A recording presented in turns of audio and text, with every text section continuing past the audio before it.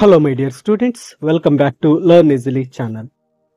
ಈ ಒಂದು ವಿಡಿಯೋದಲ್ಲಿ ನಾವು strange meeting by Wilfred Owen ಇವರ ಈ ಒಂದು ಪದ್ಯದ ಕನ್ನಡದ ಲೈನ್ ಬೈ ಲೈನ್ ಎಕ್ಸ್ಪ್ಲನೇಷನ್ ಅನ್ನ ಡಿಸ್ಕಸ್ ಮಾಡೋಣ. ಈ ಒಂದು ಪದ್ಯವು ಇಬ್ಬರು ಯುದ್ಧದ ಖೈದಿಗಳು, ಅಂದರೆ ಪರಸ್ಪರ ವಿರುದ್ಧ ದೇಶದ ಇಬ್ಬರು ಖೈದಿಗಳು ಮಾತನಾಡಿಕೊಳ್ತಕ್ಕಂಥದ್ದು. ಅದು ಆ ಒಂದು ಯುದ್ಧದ ದುರಂತಗಳ ಬಗ್ಗೆ, ಯುದ್ಧದ ಪರಿಣಾಮಗಳ ಬಗ್ಗೆ ಹಾಗೂ ಜೀವ ಹಾನಿಯನ್ನು ಉಂಟು ಮಾಡತಕ್ಕಂತಹ ಒಂದು ದುಃಖದ ಬಗ್ಗೆ ಇಲ್ಲಿ ಚರ್ಚೆ ನಡೆಯುತ್ತೆ.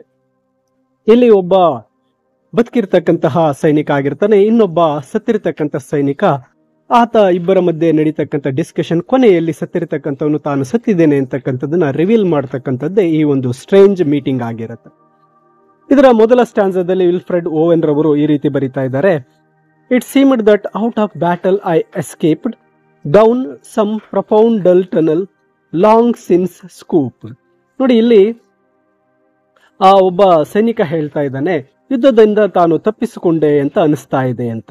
ಅಂದ್ರೆ ಇಲ್ಲಿ ಈ ಕವಿತೆಯನ್ನು ಹೇಳ್ತಾ ಇರ್ತಕ್ಕಂತಹ ವ್ಯಕ್ತಿ ಯುದ್ಧ ಭೂಮಿಯಿಂದ ಪಾರಾಗಿ ಒಂದು ದೂರದ ಒಂದು ಸುರಂಗವನ್ನ ಪ್ರವೇಶಿಸಿದ್ದಾನೆ.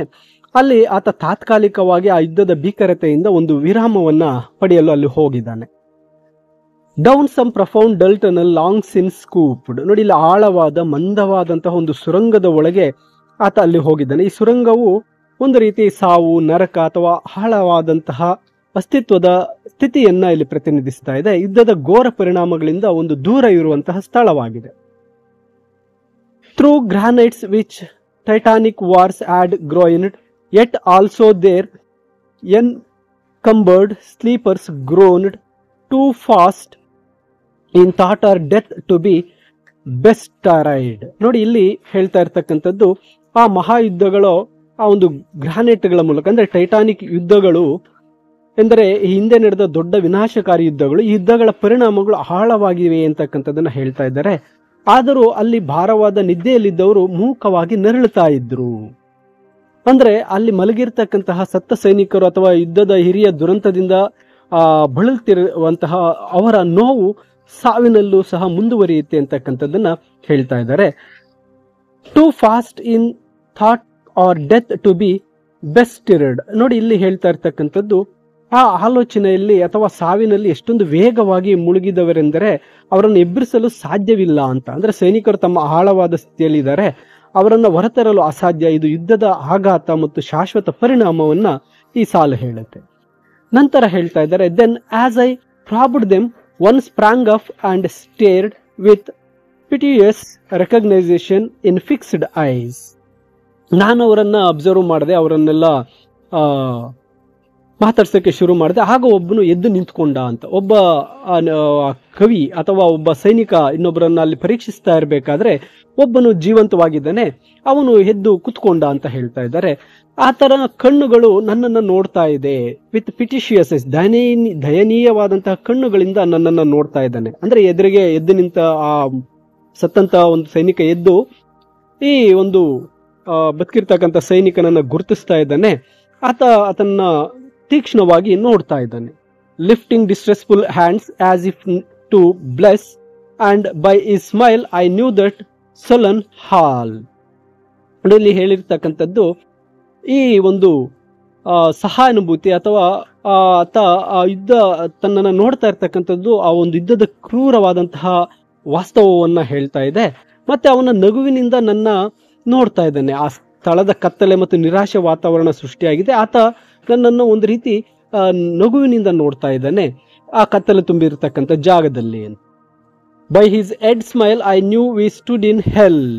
ನೋಡಿ, ಅವನು ಆ ನಿರ್ಜೀವ ನಗುವಿನಿಂದ ನಾವು ನರಕದಲ್ಲಿ ನಿಂತಿದ್ದೇವೆ ಅಂತ ನನಗೆ ತಿಳಿಯಿತು ಅಂತ. ಇಲ್ಲಿ ಯುದ್ಧದ ಪರಿಣಾಮವಾಗಿ ಸೈನಿಕರು ತಲುಪಿದ ಸ್ಥಳವು ನರಕಕ್ಕೆ ಸಮಾನವಾಗಿದೆ ಅಂತಕ್ಕಂಥದ್ದನ್ನ ಇಲ್ಲಿ ಹೇಳ್ತಾ ಇದ್ದಾರೆ. ಇದು ಯುದ್ಧದ ಒಂದು ಭಯಾನಕವಾದಂತಹ ಒಂದು ಸಂಕೇತವನ್ನ ಸೂಚಿಸುತ್ತೆ.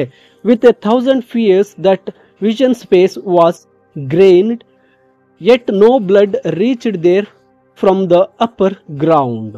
ಅವನ ದೃಷ್ಟಿ ಸಾವಿರಾರು ಭಯಗಳಿಂದ ಕಾಣಿಸ್ತಾ ಇದೆ. ಅಂದ್ರೆ ಸೈನಿಕನ ಮುಖವು ಯುದ್ಧದ ಅನುಭವದಿಂದ ಉಂಟಾದ ಆಳವಾದ ಭಯ ಮತ್ತು ಆಘಾತವನ್ನ ತೋರಿಸ್ತಾ ಇದೆ.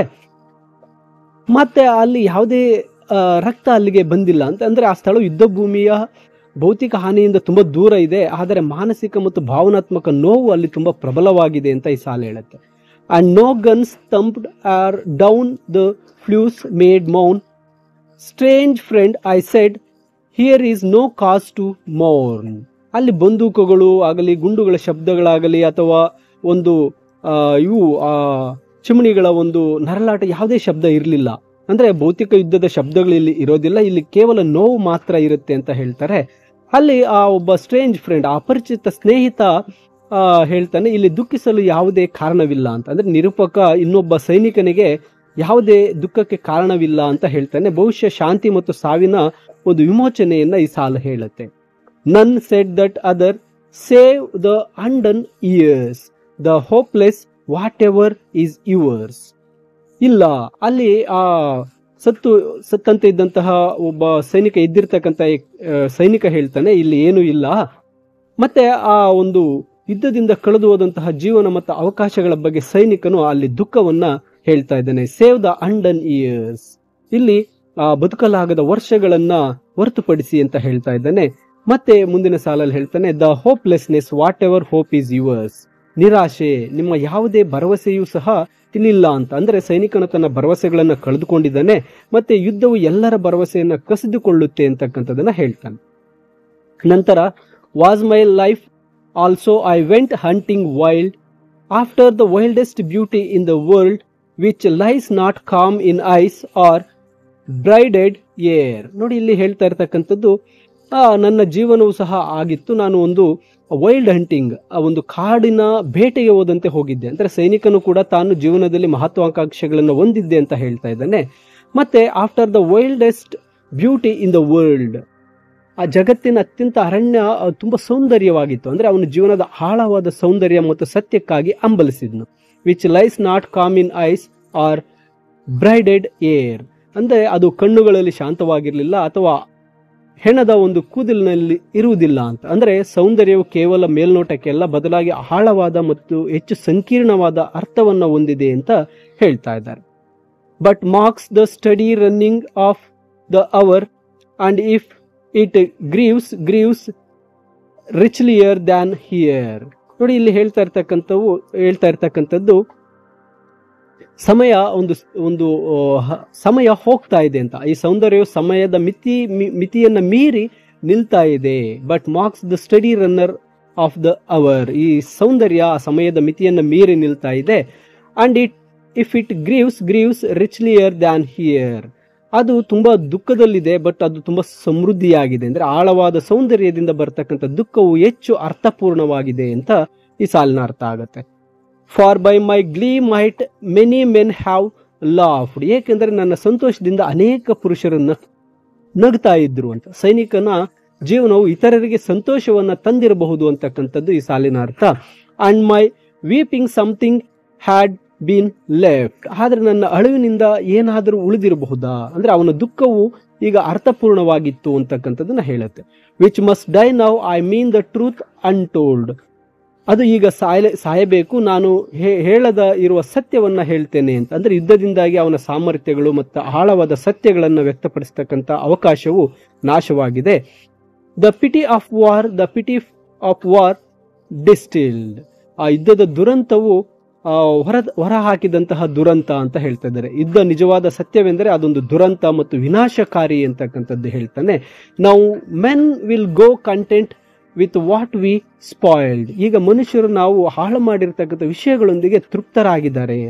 ಅಂದ್ರೆ ಯುದ್ಧದ ನಂತರ ಜನರು ಯುದ್ಧದಿಂದ ಉಂಟಾದ ಹಾನಿಯನ್ನು ಒಪ್ಕೊಳ್ತಾರೆ ಮತ್ತೆ ಅದರ ಪರಿಣಾಮಗಳನ್ನ ನಿರ್ಲಕ್ಷಿಸ್ತಾರೆ ಅಂತ ಸೈನಿಕ ಭಯ ಪಡ್ತಾ ಇದ್ದಾನೆ.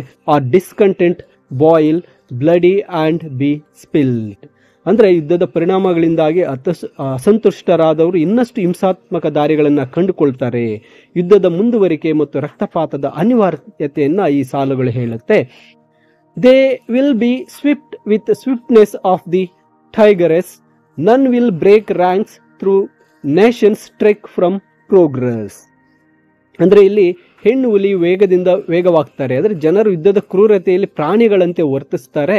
ಮತ್ತೆ ರಾಷ್ಟ್ರಗಳ ಪ್ರಗತಿಯಿಂದ ದೂರವಿಟ್ಟರು ಯಾರು ತಮ್ಮ ಸಾಲನ್ನ ಮುರಿಯೋದಿಲ್ಲ. ಅಂದ್ರೆ ಯುದ್ಧದ ಸಮಯದಲ್ಲಿ ಜನರು ತಮ್ಮ ನಿಷ್ಠೆಯನ್ನ ತ್ಯಜಿಸುವುದಿಲ್ಲ, ಇದು ಪ್ರಗತಿಯನ್ನ ಅಡ್ಡಿಪಡಿಸುತ್ತೆ ಅಂತ ಹೇಳ್ತಾರೆ. Courage was main and I had mystery, ಧೈರ್ಯ ನನ್ನದ್ದು ಅದೊಂದು ರಹಸ್ಯವಾಗಿತ್ತು. ಅಂದ್ರೆ ಸೈನಿಕನು ತನ್ನ ಹಿಂದಿನ ಶೌರ್ಯ ಮತ್ತು ಬುದ್ಧಿವಂತಿಕೆಯಲ್ಲಿ ನೆನಪಿಸ್ಕೊಳ್ತಾ ಇದ್ದಾನೆ. Wisdom was main and I had mastery. ಜ್ಞಾನ ನನ್ನದು ಮತ್ತೆ ಅದರ ಒಂದು ಪಾಂಡಿತ್ಯವು ನನ್ನದು. ಯುದ್ಧದ ಮೊದಲು ಅವನು ಜ್ಞಾನಿ ಮತ್ತು ಸಮರ್ಥಶಾಲಿ ವ್ಯಕ್ತಿಯಾಗಿದ್ನು. To miss the march of this retreating world into vain citadels that are not walled. ಇಲ್ಲಿ ಹಿಮ್ಮೆಟ್ಟುವಂತ ಪ್ರಪಂಚದ ಈ ಪಥವನ್ನ ಕಳೆದುಕೊಳ್ಳೋದಕ್ಕೆ ಹೇಳ್ತಾ ಇದ್ದಾನೆ. ಅಂದ್ರೆ ಯುದ್ಧವು ಪ್ರಪಂಚವನ್ನ ಪ್ರಗತಿಯಿಂದ ದೂರ ಸರಿಸುತ್ತಿದೆ ಅಂತಕ್ಕಂಥದ್ದು ಅವನು ಗ್ರಹಿಸಿದ್ದಾನೆ. ಮತ್ತೆ ಯುದ್ಧದ ಪ್ರಯತ್ನಗಳು ನಿಷ್ಪ್ರಯೋಜಕ ಮತ್ತು ದುರ್ಬಲವಾಗಿದೆ ಅಂತ ಹೇಳ್ತಾ ಇದ್ದಾನೆ. Then when much blood had clogged their chariot wheels I would go up and wash them from sweet wells. ನೋಡಿ, ಇಲ್ಲಿ ಹೆಚ್ಚು ರಕ್ತವು ಮತ್ತು ಅವನ ರಥದ ಚಕ್ರಗಳ ಮೇಲೆ ಮುಚ್ಚಿ ಹಾಕಿದಾಗ, ಅಂದ್ರೆ ರಥದ ಚಕ್ರಗಳು ಯುದ್ಧದ ಯಂತ್ರೋಪಕರಣಗಳನ್ನು ಪ್ರತಿನಿಧಿಸುತ್ತೆ. ರಕ್ತವು ಅದರ ವಿನಾಶಕಾರಿ ಪರಿಣಾಮವನ್ನ ತೋರಿಸುತ್ತೆ. ಅಲ್ಲಿ ಸೈನಿಕನು ತನ್ನ ಜ್ಞಾನ ಮತ್ತು ಸತ್ಯಗಳಿಂದ ಯುದ್ಧದ ಕೊಳೆಯನ್ನು ತೊಳೆಯುವ ಒಂದು ಸಾಮರ್ಥ್ಯವನ್ನು ಹೊಂದಿದ್ದೇನೆ ಅಂತ ಹೇಳ್ತಾ ಇದ್ದಾನೆ. Even with truths that lie too deep for taint I would have poured my spirit with stint but not through wounds. ಇಲ್ಲಿ ಅವನ ಸತ್ಯಗಳು ಕಲಂಕವಿಲ್ಲದೆ ಪರಿಶುದ್ಧವಾಗಿದ್ದಾವೆ ಅಂತಕ್ಕಂಥದನ್ನ ಹೇಳ್ತಾ ಇದ್ದಾನೆ. Even with truths that lie too deep for taint, ಅಂದ್ರೆ ಕಳಂಕವಿಲ್ಲದ ಆಳವಾದ ಸತ್ಯಗಳು ಅಂತ. ಇಲ್ಲಿ ಸತ್ಯಗಳು ಕಲಂಕವಿಲ್ಲದೆ ಪರಿಶುದ್ಧವಾಗಿದೆ. ನಾನು ನನ್ನ ಆತ್ಮವನ್ನ ನನ್ನ ಮಿತಿ ಇಲ್ಲದೆ ನಾನು ಮುಂದೆ ಹೋಗ್ತೇನೆ ಅಂತ. ಅಂದ್ರೆ ತನ್ನ ಸಾಮರ್ಥ್ಯಗಳನ್ನು ಸಮಾಜದ ಒಳತಿಗಾಗಿ ಸಂಪೂರ್ಣವಾಗಿ ಬಳಸಲು ಸಿದ್ಧನಾಗಿದ್ದಾನೆ ಅಂತ ಹೇಳ್ತಾನೆ. ಆದರೆ ಗಾಯಗಳ ಮೂಲಕ ಅಲ್ಲ. ಅಂದ್ರೆ ಅವನ ಸೃಜನಾತ್ಮಕವಾಗಿ ಕೊಡುಗೆ ನೀಡಲು ಬಯಸಿದ್ದಾನೆ, ಯುದ್ಧಗಳಿಂದ ಬಲವಂತವಾಗಿ ಪ್ರಾಣ ಕಳೆದುಕೊಳ್ಳೋದ್ರಿಂದ ಅಲ್ಲ ಅಂತ ಹೇಳ್ತಾ ಇದ್ದಾನೆ. Not on the cess of war foreheads of man have blood where no wounds were. ಈ ಒಂದು ಯುದ್ಧದ ಕೊಳಚೆಯಲ್ಲಿ ಅಲ್ಲ ಅಂತ. ಅಂದ್ರೆ ಯುದ್ಧದ ವ್ಯರ್ಥ ಮತ್ತು ಅಶುದ್ಧ ಸ್ಥಳದಲ್ಲಿ ಅವನ ಪ್ರಾಣವನ್ನು ಚೆಲ್ಲಲು ಅವನು ಬಯಸ್ತಾ ಇಲ್ಲ ಅಂತ ಹೇಳ್ತಾ ಇದ್ದಾನೆ. ಗಾಯಗಳಿಲ್ಲದೆ ಇದ್ದರೂ ಪುರುಷರ ಮೇಲೆ ಹಣೆಯ ಮೇಲೆ ರಕ್ತ ಸುರಿತಾ ಇದೆ. ಇದು ಮಾನಸಿಕ ಮತ್ತು ಭಾವನಾತ್ಮಕ ನೋವನ್ನು ಸೂಚಿಸ್ತಾ ಇದೆ. ಯುದ್ಧದ ಅದೃಶ್ಯ ಗಾಯಗಳು ದೈಹಿಕ ಗಾಯಗಳಿಗಿಂತ ಹೆಚ್ಚು ಆಳವಾಗಿರುತ್ತೆ ಅಂತ ಹೇಳ್ತಾ ಇದ್ದಾನೆ. ಕೊನೆಯ ಸಾಲಲ್ಲಿ ಹೇಳ್ತಾನೆ, I am the enemy you killed my friend, I knew you in this dark for so you frowned yesterday through me as you jabbed and killed. I parried but my hands were loath and cold. Let us sleep now. ನೋಡಿ, ಇಲ್ಲಿ ಹೇಳ್ತಾ ಇದ್ದಾನೆ ಕೊನೆಯ ಒಂದು ಸ್ಟ್ಯಾನ್ಸದಲ್ಲಿ, ನೀನು ಕೊಂದ ಶತ್ರು ನನ್ನ ಗೆಳೆಯ. ಅಂದ್ರೆ ಕವಿತೆಯ ಈ ಒಂದು ಪದ್ಯದ ಕ್ಲೈಮ್ಯಾಕ್ಸ್ ನಲ್ಲಿ ಆ ಸೈನಿಕನು ತನ್ನ ನಿಜವಾದ ಗುರುತವನ್ನು ಬಹಿರಂಗಪಡಿಸಿ ಹೇಳ್ತಾ ಇದ್ದಾನೆ. ಇದು ಯುದ್ಧದ ವಿಪರ್ಯಾಸ ಮತ್ತೆ ಸೈನಿಕರ ನಡುವಿನ ಹಂಚಿಕೆಯ ಒಂದು ಮಾನವೀಯತೆಯನ್ನ ಇಲ್ಲಿ ಎತ್ತಿ ತೋರಿಸ್ತಾ ಇದೆ. I knew you in this dark for so you frowned. ನಾನು ನಿನ್ನ ಈ ಕತ್ತಲೆಯಲ್ಲಿ ನಾನು ನಿನ್ನನ್ನು ಗುರುತಿಸಬಲ್ಲೆ ಅಂತ ಹೇಳ್ತಾ ಇದ್ದೇನೆ. ಅಂದ್ರೆ ಅವರು ಪರಸ್ಪರ ಗುರುತನ್ನ ಅವರು ತಿಳಿದಿದ್ದಾರೆ. ಇದು ಯುದ್ಧದ ಸಂದರ್ಭದಲ್ಲಿ ಅವರ ಕ್ರಿಯೆಗಳ ಬಗ್ಗೆ ಅವರ ಅರಿವನ್ನ ಇಲ್ಲಿ ಸೂಚಿಸ್ತಾ ಇದೆ. Yesterday through me as you jabbed and killed. ನಿನ್ನೆ ನೀನು ನನ್ನನ್ನು ಇರಿದು ಕೊಂದಿದ್ದೆ. ಸೈನಿಕನು ತನ್ನ ಸಾವನ್ನ ಬದುಕಿರ್ತಕ್ಕಂತಹ ಒಂದು ಸೈನಿಕನಿಗೆ ಅಥವಾ ಈ ಒಂದು ಕವಿಗೆ ಹೇಳ್ತಾ ಇದ್ದಾನೆ, ನೀನು ನನ್ನನ್ನ ಇರಿದು ಕೊಂದಿದ್ದೆ. ಇದು ಯುದ್ಧದ ವೈಯಕ್ತಿಕ ಅಥವಾ ಭೀಕರ ವಾಸ್ತವಿಕತೆಯನ್ನು ಇಲ್ಲಿ ಬಹಿರಂಗಪಡಿಸಿ ಹೇಳ್ತಾ ಇದ್ದಾನೆ.